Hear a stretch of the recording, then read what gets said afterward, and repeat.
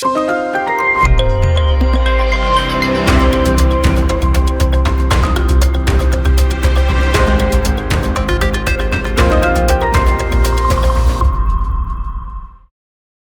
is your motivation to become mayor? What led you to run for mayor? It really is the reason I sought public service in the first place. I was growing up in San Antonio. I had a very close relationship with my grandfather. And when I was about 8 years old, I was walking in his neighborhood with him. My grandfather was not a formally educated man. He spoke mostly Spanish, and he was a hard worker. He was a carpenter, painter. But in my life, he was a pillar. So we're walking in his neighborhood, and I remember kicking at the grass and looking up at him and asking him, "Why don't you have sidewalks in your neighborhood?" And he looked down at me and said, "Porque no les importamos." They don't care about us. And in that moment, as just a little girl, I didn't really understand what was happening, but I knew that I was incensed. There was a spark that was lit that day, and it led me to become a disability attorney. It led me to run for office, because I always wanted to fight for people that didn't think that local government was for them. So running for office, that's what led me to run for office, but it eventually really is what led me to run for mayor. There is an entire city full of people that don't think that local government works for them. And so it's really important to me that I came out and gave that message and put my platform out there in that way to show them that I work for them. What experience of yours do you expect to lean on hardest if elected to be mayor? It's my experience at City Hall. I had experience working at City Hall years ago for a former mayor. Kind of been around politics in my adult life.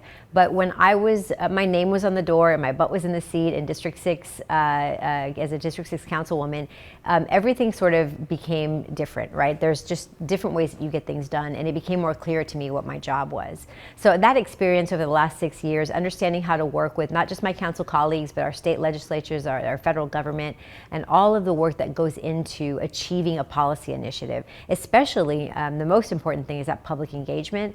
Just years and years of practice of understanding how to include community, how to make sure that our policies are moving forward. That is the number one thing that I'm relying on. When I sit in the mayor seat day one, I am going to hit the ground running. I'm going to know exactly what to do and where to go, and it all starts with public engagement.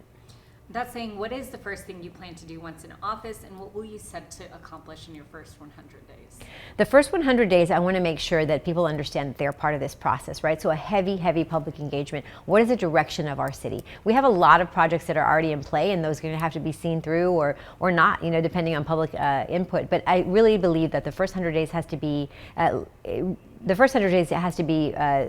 mostly, making sure that we're representing the community, and all of the community, not just those that usually vote or usually partake, the entire community. It really has to be a concerted effort to do that, and not just from the city, from all our partners that work throughout the city. So we get that public engagement, we have the path forward. I have a lot of platform issues that I'm looking at, and in my first 100 days, I want to make sure at the end of those 100 days that those 3 big campaign issues that I'm talking about are fulfilled. Number one is that City Hall should work just as hard as you do. The people that sit around the dais understand they don't work for the business of the city of San Antonio. They work for the people of San Antonio, and making sure that people understand that. Secondly is that people should feel safe in their neighborhoods. And I'm really proud to say, as Chair of Public Safety, over the last 2 years, all the initiatives that we put forward have lowered crime in 6%. We just learned yesterday 5.9%. Not taking full credit for that. We have, of course, an incredible police force, but that support for our police force and public safety has been a big part of that. So continuing that effort by the end of the 100 days. And the last is that we should be able to create opportunities here at home. And we have so much talent in our city, and we're losing our talent every day to other cities. So working on our small business, after that 100 days, we see we physically see our small businesses thriving and doing well. And we have new programs for young people to go into, for instance, cybersecurity, to make sure that if college is not for them, they have a good paying job the day that they graduate from high school.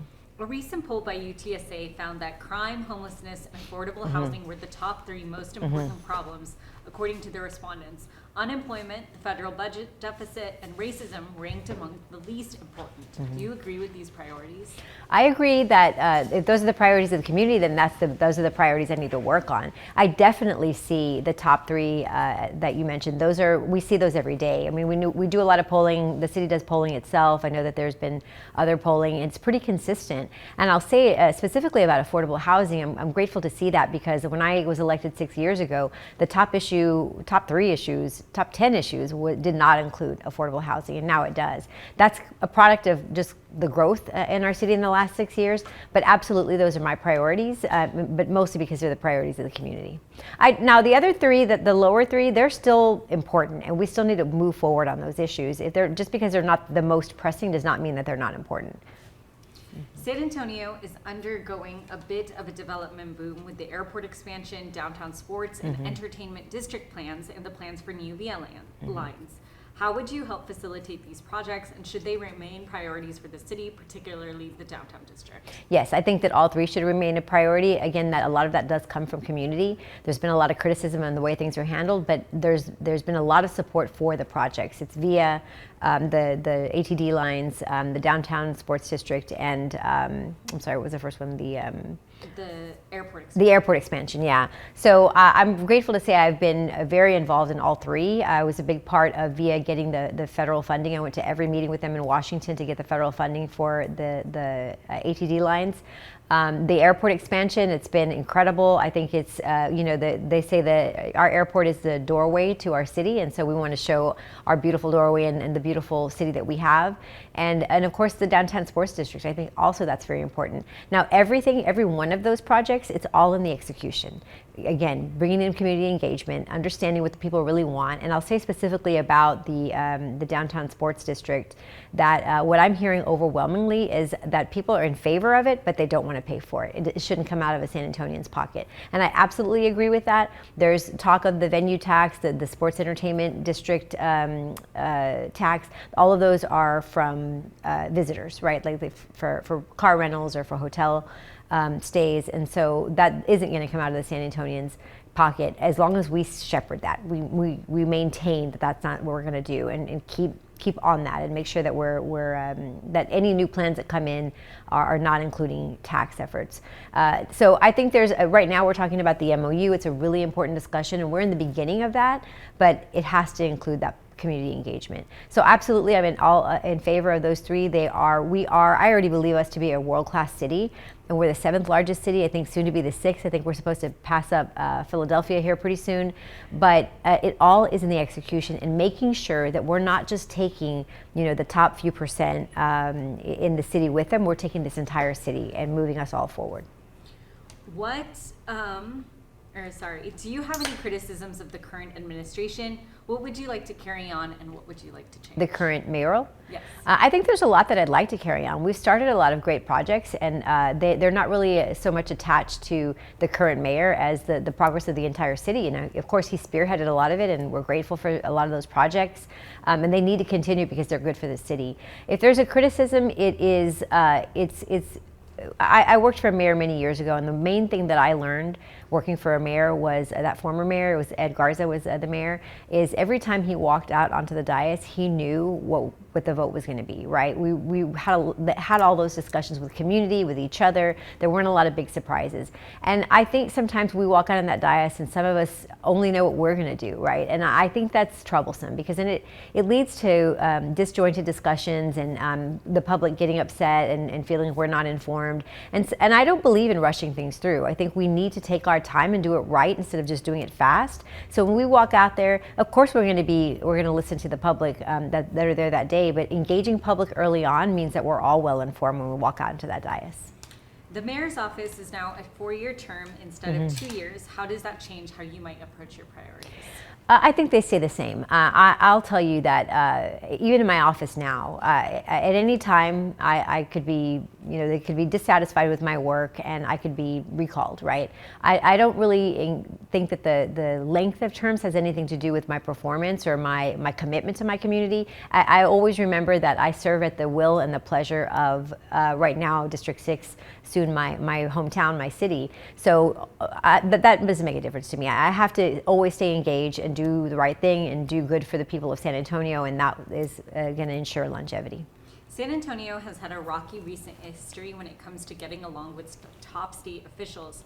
How would you approach that relationship? So I'm grateful to say I do have a good relationship with top state leaders. Our state legislature from San Antonio, our delegation, I have a great relationship with them.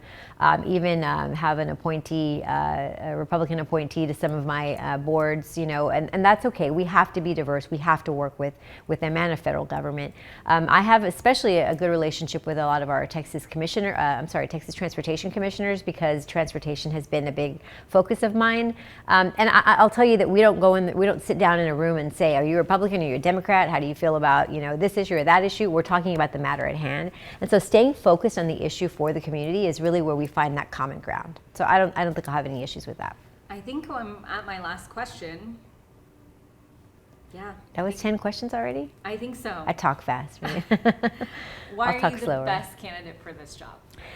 I am the best candidate for a number of reasons. The number one reason is that I'm never afraid to fight for San Antonio.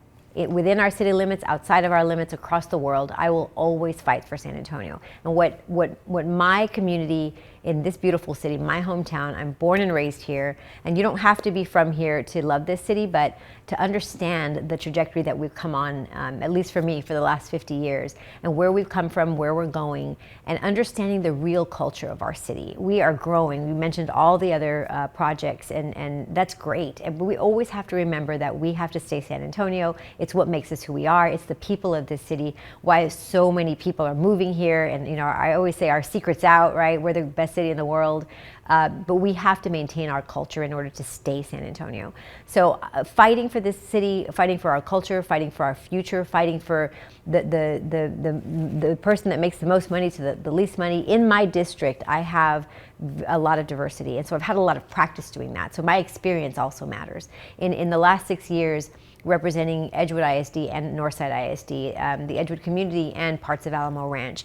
And all of them care about the same things. They care about public safety. They care about affordable housing. So finding that common ground is really giving me a lot of training ground, and I'm just sort of scaling up, right, for the rest of the city. I always say District 6 is a microcosm of our city. Everything you find in my district, you find throughout the city, both the good and the negative. So I think it's my experience. It's my willingness to fight, even when people don't outside. They don't think it's the right thing. They think that we shouldn't be fighting for San Antonians that are less fortunate. We shouldn't be fighting for affordable housing. We shouldn't be fighting for residents that are unhoused, right? We absolutely should, and I will. So it's experience, it's my fight, and it really is my love for this city. I mean, we're all going to say we love this city, but this city, it's the blood that pumps through my veins. I'm born and raised here. I have family all over this city, and even if you're not blood related to me, we're all related in some way here in this city. And so it really is just my extreme love and desire to serve my community. Is there anything I missed you'd like to add? Maybe just a little of my background. For those that may not know me, I am born and raised in the district that I now represent, and I really appreciate that, because it's me kind of giving back to my community. But my parents grew up here. My dad went to Lanier High School, my mother to Fox Tech.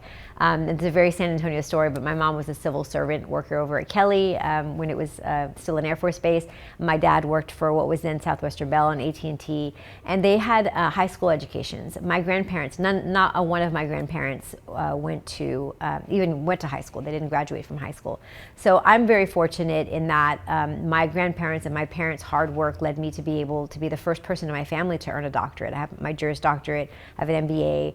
And I get to be here. I get to represent my city. In no universe, did I ever think that I would be able to do this, given my background growing up on the west side of San Antonio. But it's a very San Antonio story. And in 2 generations, the education was the key to my family's trajectory out of poverty. And I'm so grateful for that. And I'll never forget that. That's what this city did for my family and really a lot of our community. And so I want that story to translate to the rest of the city. Those that are still living in poverty, that are having trouble finding that education or that leg up, that's what I want to be for them.